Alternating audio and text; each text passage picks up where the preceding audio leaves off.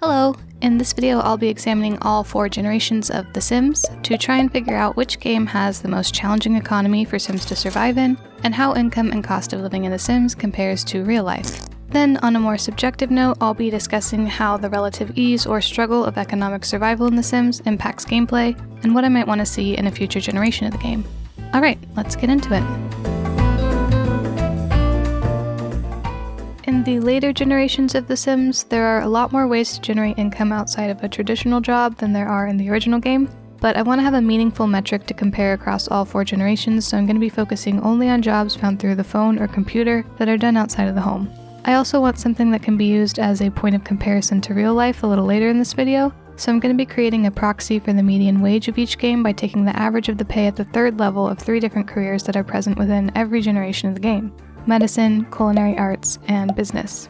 Obviously, this is not a true median, and you could get a lot fancier with methodology here. For example, you could assign probabilities to each type of career in each level within careers, and generate random samples of a hypothetical Sims population, and take the actual median from that. But I don't want to completely turn this into a math video, so I'm not going to do anything more complicated than a little selective average. So why use level 3 for the median wage proxy and not level 5, which would be the middle of the career track? Like I said, I do eventually want to compare this to reality, and in real life, most businesses or public agencies are structured in an organizational hierarchy where you have a director or CEO at the top, some deputies or VPs below, division directors, upper management, middle and lower management, and then everyone doing the work. There isn't a route to the top levels for many people, and at any given time, the bulk of the population will be closer to the base of this structure. So if we want a median salary, we wouldn't take it from the middle of this structure vertically, we would take it from the middle of the actual population. And obviously we're talking medians and not averages, because income inequality is so extreme that the pay at the top levels received by a tiny amount of the population is astronomical, so it inflates the average, making it meaningless as a representation of the overall population. Which is demonstrated here in this comparison of the median pay for Ford and GM workers versus the pay for the CEOs of those companies, which is about 280 to 360 times higher. And that's on capitalism. But I'm not Robert Reich, and that's not what this video is about, so let's get back to the game. In The Sims 1, pay is based on a daily rate. At level 3 of the medicine career, you would be a nurse, making 340 simoleons per day. In business, you'd be a field sales representative, making 250. And in the culinary arts, you'd be a fast food shift manager, making 130. Big shout out to the Sims Wiki for making all of this information readily available. Saved me a lot of work. So 240 simoleons is what we'll call our median daily wage for The Sims 1. Unlike the other generations, The Sims 1 does not have weekends. There's no distinction between the days at all. You just get up and go to work or school every single day forever, or until you die from unnatural causes such as burning, drowning, or starvation, because there's also no aging. So weekly earnings for The Sims 1 would be based on a 7-day work week. At level 3 of the jobs in our sample, you either work a 6 or 7 hour day, with the average being 6.3 hours, making the median hourly wage 38 simoleons. And if we go off the Sims 4 calendar, which breaks seasons into weeks, making 4 weeks a year, the annual salary would be 6,720 simoleons. So now let's take a look at The Sims 2. Weekends were one of the many features added in The Sims 2, along with aging, new life stages, aspirations, and wants and fears. So Sims no longer have a 7-day work week. But one thing that's interesting about The Sims 2 is that it maintains the same weekly pay for each job position as in The Sims 1, at least for the jobs in our sample. So you earn in 5 days what you would have earned in 7 in The Sims 1. The number of hours worked per day is consistent as well, so the hourly rate is the only thing adjusted up from 38 to 51 simoleons at our median level. As a side note, this could be taken as a lesson for the modern workplace. If innovations in technology have allowed us to, say, produce in 32 hours what would have previously required 40 or more, why not make 32 hours a standard work week while maintaining the same annual pay? Back to the game.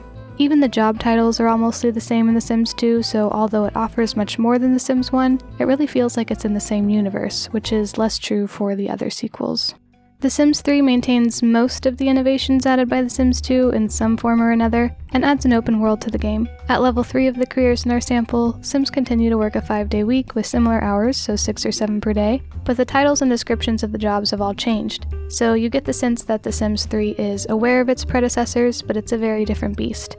The median hourly wage in The Sims 3 is pretty much the same as The Sims 1, so that adjustment upward made in The Sims 2 to account for weekends has essentially been reversed, meaning that your Sims will earn fewer simoleons on a weekly or annual basis than they would in 1 or 2 at the 3rd level of these traditional jobs. It is a little different the farther you get up the career tracks, but I'll speak to that in a minute.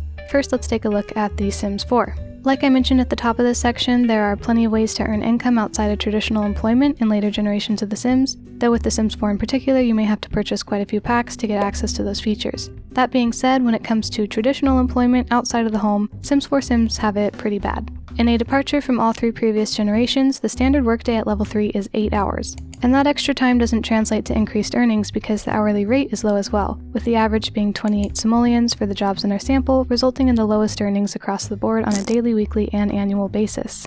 However, if you do manage to make it to the top of your career track, your earnings would likely be the highest in The Sims 4. These are the averages for the top of the culinary, medicine, and business tracks across all generations, and as you can see, Sims 4 Sims would earn the most overall, although hourly wage at the top is highest in Sims 3, which has an average work week of only 13.3 hours, less than half as many hours as you'd be working in The Sims 4.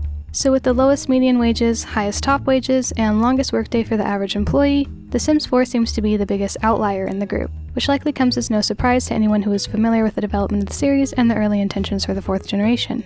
That being said, median wage on its own doesn't really tell us anything. It can't be compared directly from one game to another because cost of living is not static across all 4 generations, so a simoleon is not necessarily worth the same in The Sims 1 as it is in The Sims 4. Much like how what you could buy with $7.25 back in 2009, the last time the US federal minimum wage was raised, would now cost $9.93, meaning that, ignoring taxes, something with a cost equivalent to 40 hours of labor at that $7.25 rate back in 2009 would now require about 55 hours of labor. Neat! So in the next section, we'll take a look at the cost of living to determine what Sims labor can buy them in each game.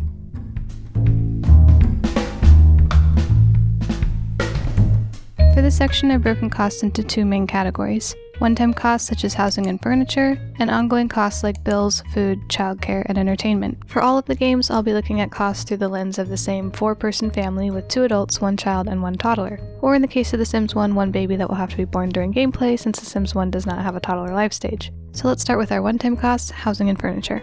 Apartments are not an option in The Sims 1, so for continuity, I placed all versions of the family in a single-family home and built basically the exact same home in all 4 games. In all generations, I went with the cheapest available lot and used the same square footage, same number and placement of doors and windows, and as close to the same items, floors, and walls as possible. There are 3 exceptions, 1 in every game except The Sims 3, so I'll speak to those as I go over the housing costs in each game.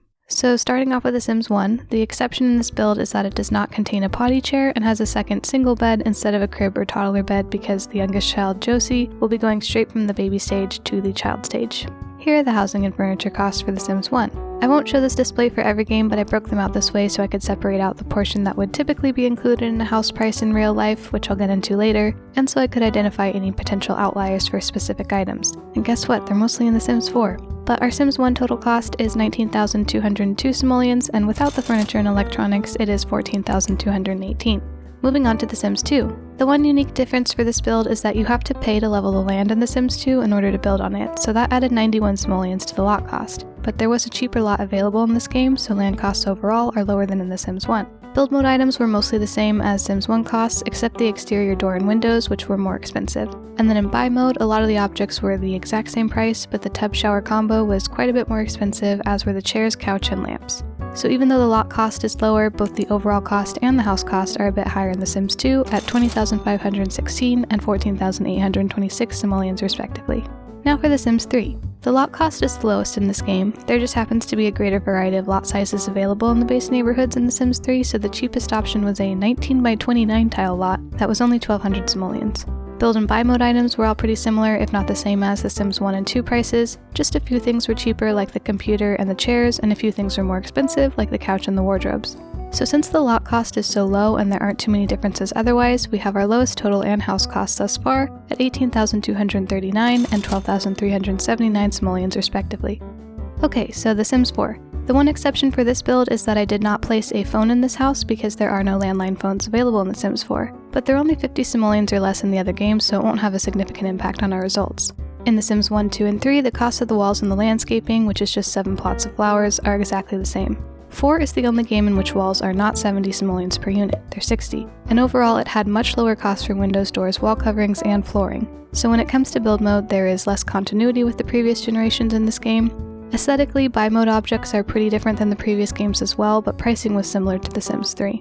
At 2,000 simoleons, the lot in The Sims 4 was more expensive than the Sims 3 option, but since the build mode objects were so much cheaper, the total cost and the house cost are the lowest for the Sims 4 house at 16,734 and 11,239 simoleons respectively. So if we just look at simoleons, it looks like the Sims 4 house cost the least and the Sims 2 house cost the most. But to actually compare across the games, we need to incorporate the income data. So here we have the median annual income for each game from the previous section, the total cost of the lot, and what I'm calling the house cost, which includes the land, the build mode items, and the buy mode items that would be part of an actual home price, like plumbing fixtures, counters, and appliances, but does not include the furniture and electronics. The ratio of the total lot cost to the median income is actually highest in The Sims 3 at 3.9 to 1, meaning the cost of the lot is equivalent to almost 4 years of work. That's because Sims 3 wages are quite low compared to Sims 1 and 2, and even though the land was much cheaper, the price of build mode items was consistent with the previous generations, whereas in The Sims 4, which actually has the lowest wages, the price of build mode items is also quite low in comparison to the other games, so it ends up being the second most expensive at 3.7 to 1. And since there were no major differences in furniture costs, the trends pretty much stay the same when you exclude those, with Sims 3 and 4 being more expensive than The Sims 1 and 2. Alright, now that we've looked at our one-time costs of housing and furniture, let's take a look at the ongoing costs of daily life. Comparison from game to game does become more challenging here, especially when it comes to things like food and entertainment costs, because you have so many options in the later games that aren't present in The Sims 1. But I've tried to create as close to the same scenarios as possible for our 4 points of comparison: bills, food, childcare, and entertainment. And I'm going to run through them by category rather than by game, starting with bills. So I played with our sample family, the small family, for 2 sim weeks in all 4 games, but I'm going to base their bill costs off of the first bills received during gameplay, as this is when their homes would have been the closest to the starting value, because the rate of depreciation seems to be different in every game, and I did add things to the houses over the 2 weeks. In The Sims 1, bills come every 3 days, so 2.3 times per week, and according to the Sims Wiki, they are based on the value of the objects on your lot and discounted by 10% for each child in your family. The cost of my first bills was 166 simoleons for a weekly total of 387. In The Sims 2, we now have different days of the week, and bills come on Tuesdays and Thursdays, so twice a week. They are based on the value of both the build and buy objects on your lot. My first bills for the small family were only 68 simoleons for a weekly total of 136. In The Sims 3, bills also come twice a week, this time on Mondays and Thursdays, and are also based on the value of your lot, though I couldn't find the exact formula. My bills were 111 simoleons for a weekly total of 222. And lastly, in The Sims 4, bills only come once a week on Mondays. They include a lot tax as well as charges for your utility consumption for the prior week, so you don't get them until your second Monday of gameplay with a new family. It seems like you might have some ability to impact bills by adding things like solar panels to your home, but overall they are quite a bit higher, and in my case they were 701 simoleons. This does not include the 100 simoleon fine per day that I received for water consumption, but I'll address that in the gameplay section of this video. Since I'm just looking at weekly costs for these ongoing items and comparing them to the hourly wage in each game to see how many hours you would have to work per week to afford your weekly costs. And as you can see here, the Sims 4 Sims have it pretty bad, as with their low wages and high bill costs, they would have to work the most to cover their bills, at 25 hours per week, whereas the Sims 2 Sims are chillin' at 2.6. Moving on to food. This one is very different across the games, but since these are costs for a 4-person family, I'll be basing all of them off of cooking a family-sized meal at home twice a day, 7 days a week. In The Sims 1, food is very simple. A meal is just a meal, it's not any specific dish, it's always brown and green, and it costs 20 simoleons at the time of preparation. You don't have to stock your fridge or anything. So weekly costs come out to 280 simoleons. In The Sims 2, you can prepare different meals and add more recipes to your repertoire the higher your cooking skill is. Price is not assigned on a per meal basis, you just have a certain level of supplies in your fridge and you restock when you need to. For the small family, I went grocery shopping at the end of the first week, at which point my food levels were down to 40 from a starting point of 200, so I had used 160 units of food. At the grocery store, 1 unit costs 2 simoleons, so that would be a weekly cost of 320 simoleons. In The Sims 3, you can also prepare different meals, but now they are ingredient-based, so the cost of a meal varies significantly depending on its ingredients. And obviously, if you have your own garden, you can basically get food for free. Again, you learn more recipes the higher your cooking skill, so I'll base costs off of one of the lower skill recipes that you can make early on in the game, Goopy Carbonara. The ingredients for this are a single onion, just 1 onion for the whole dish, which was 10 simoleons at the grocery store, making our weekly cost to prepare this twice a day, 140 simoleons. The Sims 4 is very similar to The Sims 3, dishes are ingredient-based, and you learn more recipes with higher cooking skills. So again, I'll base the costs off one of the lower skill recipes, which also only requires a single onion, franks and beans. It's just an onion. In The Sims 4, an onion cost me 15 simoleons, bringing our weekly total to 210 simoleons. When we compare all these costs to the median hourly wage, they're all in a pretty close range. You would have to work between 6 and 7.5 hours per week to feed a family, with Sims 4 at the top of the range and Sims 3 at the bottom. Now for childcare. In The Sims 1, there is no option for hired childcare, so one of your Sims will have to forego work while the child is a baby. Luckily, that only lasts 3 days, so I'm basing weekly childcare costs off of 3 days of the median daily wage of 240 simoleons, which comes out to 720. In The Sims 2, you can hire a nanny to track your work schedule so no one has to stay home from work. The nanny costs a flat fee of 10 simoleons plus 15 simoleons per hour, so for 5 days of work, which are 6.3 hours long on average at level 3, that comes out to 525 simoleons. In The Sims 3, you can hire a babysitter who charges a flat fee of 75 simoleons per visit, regardless of how long they're there. For the 5-day work week, that comes out to a total of 375 simoleons. And finally, in The Sims 4, the nanny charges a flat fee of 60 simoleons plus 10 simoleons per hour. If all adults are leaving the house, there is an option to send the child to daycare, which basically disappears them while you're gone and they come back in a less than great mood, and that's free, but it's not really comparable to the other options in which the child stays at home and you can either care for them or control them. So I'm going to use the nanny for comparison, and since The Sims 4 has an 8-hour workday, that comes out to 700 simoleons for the 5-day work week. And again, The Sims 4 comes out as the most expensive option when you compare childcare costs to the median hourly wage. You would have to work 25 hours per week to cover childcare costs in 4, whereas The Sims 2 and 3 are around 10 hours and The Sims 1 is about 19. And now, entertainment. If you want a night out in The Sims 1, you can take a cab downtown to visit parks, play arcade games, go shopping, or eat at a restaurant. At the diner-style restaurant, the mid-tier option is a 2-course meal of a salad and entree that costs 65 simoleons per sim. The cab ride also costs 50 simoleons, so for 2 sims to go out to dinner, the cost would be 180. In The Sims 2, the cab to go downtown is free. If you go to an upscale restaurant and skip the salad course to go for the most expensive entree, the lobster thermidor, that will cost you 35 simoleons per sim for a total of 70. In The Sims 3, it's an open world, so you don't need to call a cab or go through a loading screen to visit a restaurant, although that restaurant will be a rabbit hole unless you want to shell out for some DLC from The Sims 3 store. At the more upscale bistro option, dinner is 75 simoleons per sim, for a total of 150. With The Sims 4, I'll just address the elephant in the room right now. EA, being the ill-reputed, unrefuted king of the shameless cash grab that it is, put sit-down restaurants in a dedicated game pack, rather than releasing them in a much larger nightlife or business ownership type of expansion pack, as would have been customary for 1 or 2. And I'm not about to pay $20 just so my Sims can eat at a restaurant, so I just sent the smalls to the pub, where a burger and a cocktail came out to 23 simoleons per person, so 46 in total. This time, The Sims 1 comes out as the most costly, while the dining experience was more expensive in The Sims 3, which has the same median hourly wage. The 50 simoleon cab ride in The Sims 1 put it over the top. Though, like I mentioned, I don't know what it costs to eat at a restaurant in The Sims 4 because the price is too high for me personally. If we add up all of the weekly costs, The Sims 4 has the highest cost just in terms of simoleons, but it also has the lowest median hourly wage, meaning it far outpaces the other games in terms of how many hours you would have to work to meet the weekly costs of a family of 4 with 2 children. So the longer work days in The Sims 4, which if you recall from the wages section are all 8 hours rather than the 6.3 hour average of all the previous games, are essentially necessary for Sims 4 Sims to make ends meet. So to answer the question of which Sims game has the toughest economy, it depends on the cost pressure. For housing, in comparison to wages, The Sims 3 has the highest costs, but Sims 4 Sims will by far have the hardest time covering their bills. Food costs will also be toughest to meet in The Sims 4, but The Sims 1 is very close behind. Childcare costs would be most challenging in The Sims 4, assuming you use a nanny, and The Sims 1 has the highest entertainment costs given the cost of transportation. So on most counts, The Sims 4 has the toughest economy, but how do these games compare to real life?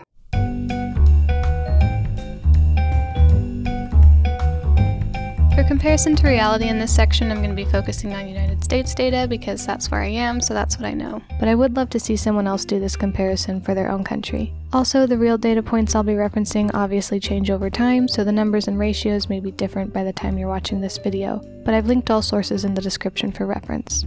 Although The Sims is a life simulation game, it is a game, so it's obviously quite different from reality. I've tried to choose data points and ways of looking at them that can translate from The Sims to real life, but there are a lot of different directions you could take this in, and I'm not an economist by any means, so I'm sure someone else could produce a much more thorough and accurate analysis. That being said, I have come up with a few points of comparison, starting with income inequality. For this one, we have our proxy median salary for each game compared to the average top level 10 salary for the 3 careers in the median sample. For Sims 1 through 3, the top to median ratio is between 4 and 5 to 1, so top earners make 4 to 5 times as much as most Sims. Sims 4 is the outlier at about 9 to 1 with both the lowest median and highest top salaries. That's still a far cry from the 362 to 1 ratio of GM CEO Mary Barra's pay to that of the median GM worker, but that particular level of egregious, atrocious, absolutely unconscionable hoarding of wealth is not actually the norm for the top percentage of earners. That's more 0.01% of the 1% territory. So for comparison to real life, I'm using the threshold for the top 1% in the US, so the lowest amount you would need to make to be considered in the 1%. This value varies significantly from state to state. It's over 950,000 in Connecticut and under 370,000 in West Virginia. But the nationwide threshold is about 653,000. This is a household level figure, so for comparison, I'm using the household median income rather than the individual income, which I used on the Sims side of things. That median is 74,580 in 2022, giving us a ratio of 8.8 to 1. Very, very close to The Sims 4. So congrats to The Sims 4 on your realistic income inequality. Next up, housing. For this one, we'll have the ratio of the house price of the same 2-bed, 1-bath home, which was built across all 4 games, compared to our median annual income. These were all pretty close, but highest here was The Sims 3 at a ratio of 2.6 to 1. That ratio is based on individual income, not household, so for comparison in the US, the median individual income is $40,480, and the median home price from recent sales data is about $410,000, so essentially equivalent to 10 years of work at a median income level. Though I would note that that 40K figure is gross income, inclusive of things that don't exist in The Sims, like health insurance, pensions, and federal and state taxes, so your take-home would be quite a bit less than that. And then obviously one big difference between The Sims and real life is there's no debt or credit or mortgage in The Sims, so you have to have the cash on hand if you want to buy something. In real life, you would likely be taking on a mortgage, which means you will end up paying a lot more than the actual price of your home because you'll be paying interest every month throughout the life of the loan. So really none of the Sims games are realistic on this front, nor would I want them to be, but we'll give it to The Sims 3 since it is the highest ratio. Let's move on to the daily costs of life, starting with bills. For all of the ongoing costs on the US side, I'm going to be comparing annual expenses to median household income, so we need a median household income on the Sims side as well. In the US, about 50 to 60% of households are dual income, so for our Sims median household income, we'll assume 55% of families have 2 earners. So this is what weekly household income would look like. Here's our weekly bill costs, and this is the percent that would be dedicated to bills in each game. Obviously, The Sims 4 is the big outlier here with a whopping 40% of weekly income going to bills. For our comparison, we have US median household income and the amount spent on utilities annually based on BLS data. So in reality, only about 6.1% of gross income is dedicated to utilities, so this one goes to The Sims 2, which got the closest at 5.2%. Next up, food. Based on our weekly household income and weekly food costs, here are the percentages of weekly income dedicated to food in The Sims. And on the US side, with annual food costs around $9,343, about 12.5% of gross income is dedicated to food, though I would note that percent might be a little bit higher than usual given recent inflation. So this one also goes to The Sims 2. And now onto childcare. In the US, childcare costs vary significantly depending on your location, the age of your child, and whether you utilize a home-based or center-based daycare. Based on a report published by the Department of Labor back in January, the annual price in 2022 dollars for full-time care for one child can range from about $5,400 for a school-aged child in home-based care in a very small county to a little over $17,000 for an infant in center-based care in a large county. While this is the market-based price, absent any public subsidies, most children in the US do not receive public subsidies for childcare. The US ranks 35th out of 37 OECD countries on expenditures for early care and education for 0 to 5-year-olds. For the subsidies that do exist, federal eligibility is limited to those with the lowest income, and states may adopt stricter guidelines, meaning fewer than 1 out of 5 children under 13 are even eligible, and even fewer of those actually receive subsidies, as funds provided through the Child Care and Development Fund are capped, so many families are on waitlists to receive support. All that to say, I think it's okay for us to use the market price data here. And based on those numbers, childcare costs are about 8 to 19.3% of median income, and so this one, once again, goes to, say it with me, The Sims 2. Though I would note that those costs are for a single child, and because they are so high, many families do go the Sims 1 route and have one adult forego employment to stay home with the baby. Now moving on to our final category, entertainment. Based on 1 night out per week in The Sims, here are the percentages of weekly income dedicated to entertainment. In the US, again based on BLS data, households spend about $3,458 on entertainment annually, so approximately 4.6% of income. So it's a close race, but this one also goes to The Sims 2. So to answer the question of which Sims game has the most realistic economy, again, it depends. The income inequality in The Sims 4 is very close to reality.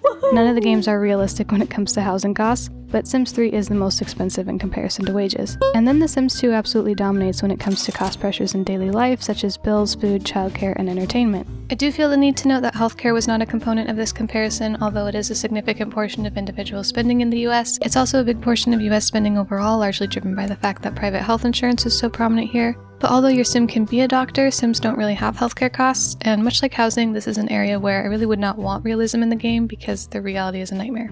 So overall, toughest economy goes to The Sims 4, and most realistic goes to The Sims 2. I did find these results surprising, especially on the difficulty side. I haven't played The Sims 4 much, and I recall when The Sims 3 came out that it felt pretty easy to get by, so I thought that trend would have continued and I would have found The Sims 4 to be lacking in difficulty. But in playing the same family in the same house across all 4 games, that was not the case for me. So in the next section, I'm going to share just my own little thoughts on how the relative difficulty or realism of financial survival in each of the 4 games impacts how enjoyable the gameplay is, and also a bit about what I'd like to see in the future.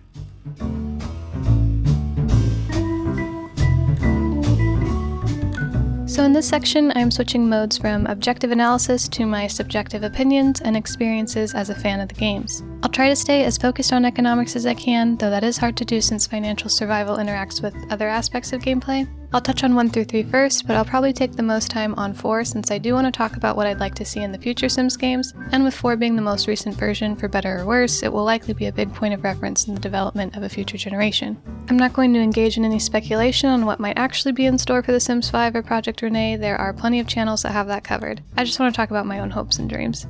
So as far as gameplay goes, none of the games were too hard at the very beginning because of the starting funds. For a family of 4, you start with anywhere between 20 and 28,000 simoleons depending on the game. If I had done more of a rags to riches kind of challenge where you start with no resources, this would be a totally different story, and I think the differences between the games and the difficulty within each would be way more extreme. Maybe something to try later, but not the assignment for this video. So I didn't feel a sense of failure or struggle right off the bat in any of the games. Where that did show up, it would be after the first couple days.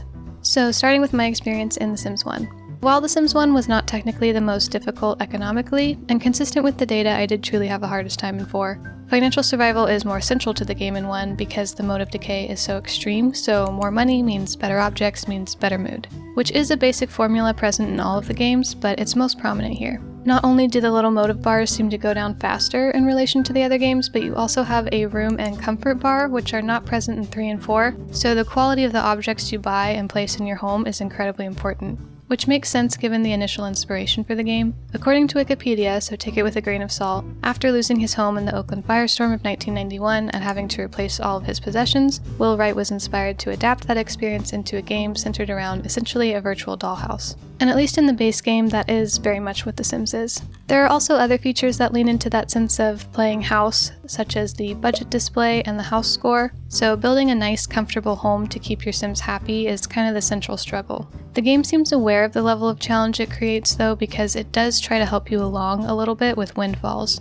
Essentially, you'll get phone calls and receive a sum of money for some random reason, and that happened to my family I think 3 times over the 2 weeks, so some of the things that were really important for them to not be absolutely miserable all the time, particularly the ability to afford a second bathroom, would not have been possible without the windfalls, because at the beginning, my Sims weren't progressing in their careers very quickly because they had to take care of the baby, so someone would have to miss work, and both were always in bad moods. So overall, I would say The Sims 1 is pretty balanced in terms of creating enough challenge to keep things interesting, but still allowing you to feel some sense of agency and ability to progress. My biggest critique would just be the lack of weekends. It doesn't matter so much with just the base game because, frankly, there's not all that much to do and the workday isn't too long, but as expansion packs are added, you kinda need a day off to take advantage of all the added elements of gameplay. But as anyone who played these games as expansion packs were still being released can probably relate to, you're likely not going to wait for your Sims to have enough money to take advantage of all the new stuff, you're just gonna cheat for money and go have fun.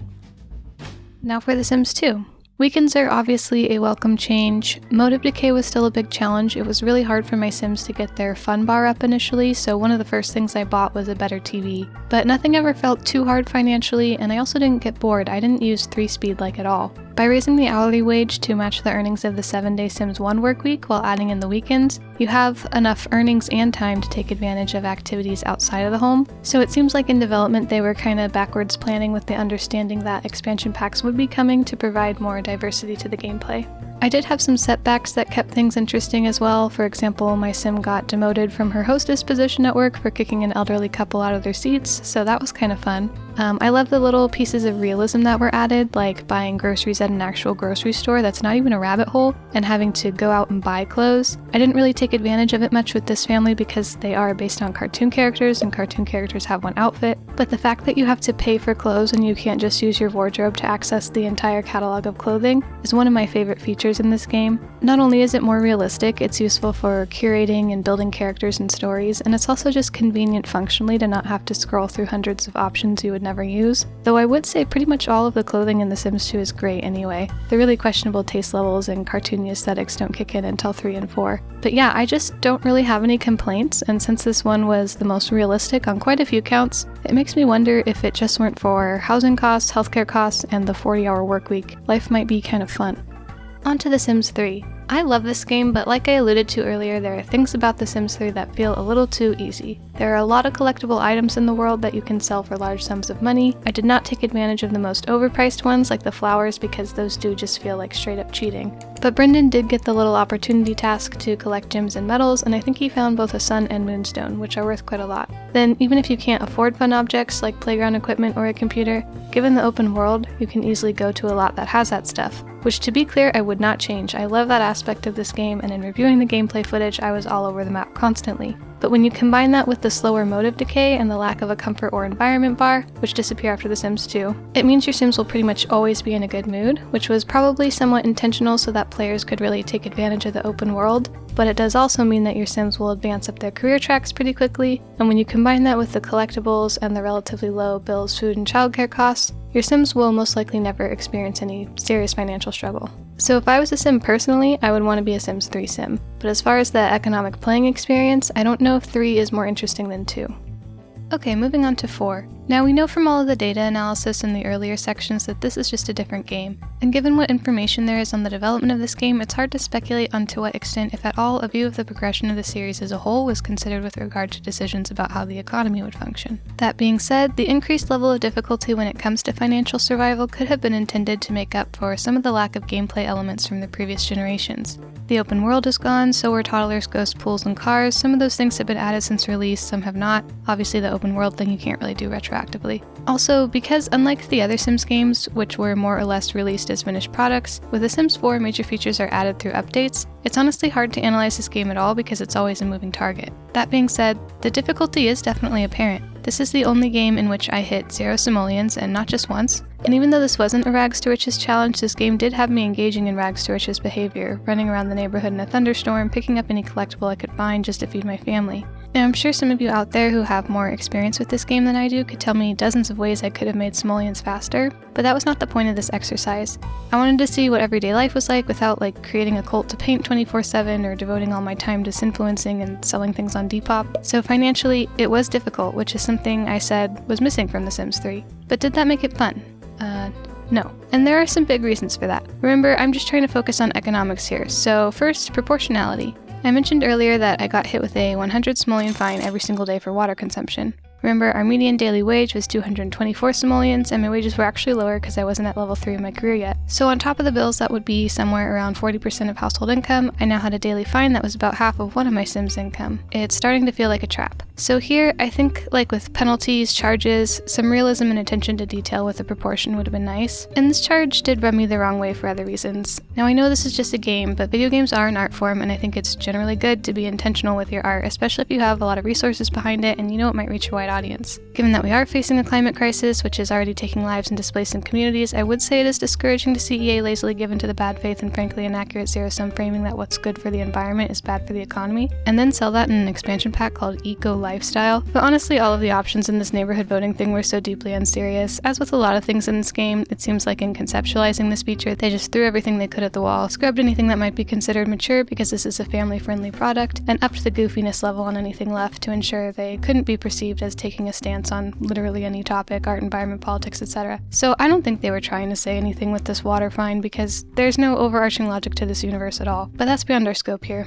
And I will just say, like with many features in The Sims 4, I like the idea of the neighborhood voting thing, and I think it could be a good addition to the game, just like dessert can be a good addition to a meal, but if the only option is a store-bought vanilla cake that's 90% frosting, I'd rather have nothing. So even though I paid for the pack, I'll probably just turn that feature off in the future, and I'm glad they made that an option at least. Also, I did get a 500 simoleon fine for putting it in my Sims queue to call the fire department during one of my kitchen fires because I thought the smoke alarm wasn't working, so 2 firefighters were called, and that mistake is on me, but again, the proportionality. 500 simoleons is over 2 days of pay on top of everything else. I know that fine is not unique to The Sims 4, but these things do really start to add up when compared to the low wages. So bills and fines are just one example of the proportionality and logic I think is missing from the economics of this game. The other issue I had was the sense of a lack of control. A lot of what I could say on this topic of control specific to The Sims 4 is probably better articulated with regard to video games in general in the Girl Games episode of the podcast Sentimental Garbage. So if you haven't heard that, I would highly recommend it, and I will be echoing some of the points made in that episode. But with The Sims 4, I'm locked into these expensive bills, I'm locked into this fine until I can get enough free time to go out and rally the votes to repeal it, and this kind of takes us outside of purely the economics, but I'm also having to pay to replace my stove multiple times a week because even though my sim has level 5 cooking skill and we don't have the cheapest stove, she set a fire once and that made her afraid of fire and now she's prone to setting more. I guess until she can successfully extinguish one, which, okay, makes no sense, but anyway, I'm spending a lot on stoves. And yes, I did attempt to turn wants and fears off, I took them off of my traits, but my sims kept getting the fears anyway. But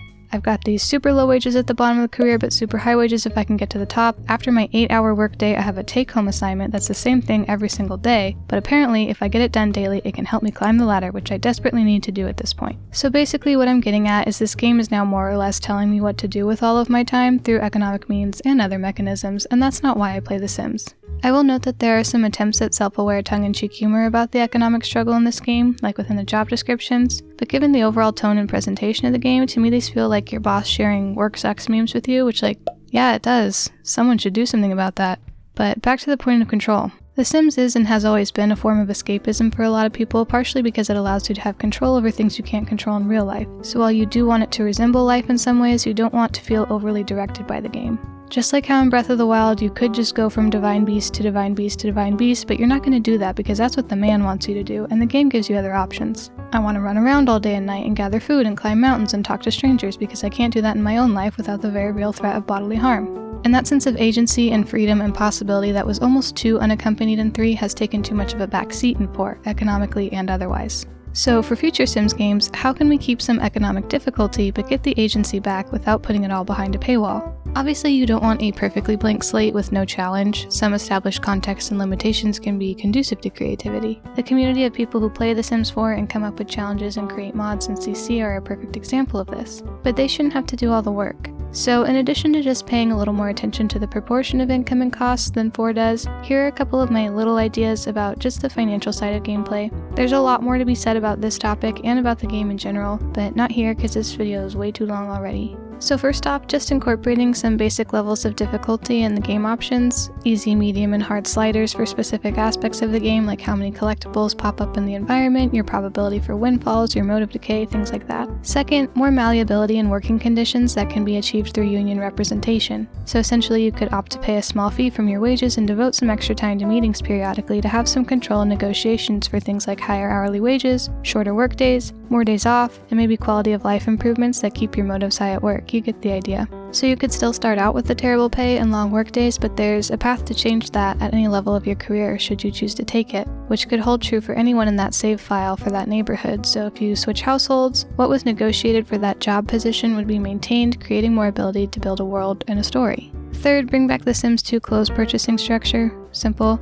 And fourth and final, I really like the consignment stores in The Sims 3 and the flea market in The Sims 4, so keep those kinds of options, but in addition, why not have a dedicated subsection of buy mode that's essentially Craigslist? So you could sort by category within it and just access it when you're making other changes to the home already, but it would have used objects. So you can't choose the swatch or the color, though I think you should have some ability to recolor for a fee after purchase, just like in The Sims 2, though I think that fee should vary by item. This buy mode subsection could also have broken plumbing and electronics items, so you could get a really deep discount on stuff if you can put in the work to fix it. That way, if you're, for example, playing on hard mode for Mode of Decay, you could still possibly afford high-quality items if they pop up in the secondhand section of Buy Mode, which could update every day with randomized items or something. And as an added bonus, I think this could help with the decision paralysis that can happen when it comes to interior design. So like if there is one high-quality bed available at a cheap price, now you know how to direct the design of your bedroom. So yeah, I think the idea with all these little things is just put the whole wide world of options out there, but give people the agency to set their own limitations and curate the experience that they want. Cheat codes and mods will always be out there to break down the walls completely, but it would be nice to have the ability to build your own little walls specifically where you want them. But those are just some small little ideas. I'm sure others have stated similar things before. The internet is so vast, it's rare to have a thought that you can't find some record of someone else saying before if you look hard enough. But I would love to hear your ideas in the comments as well, because I'm sure some of you think about this stuff and know a lot more about The Sims 4 than I do. I don't even have all the expansion packs, but that's pretty much it for this video. I'll probably have another up in a week or two,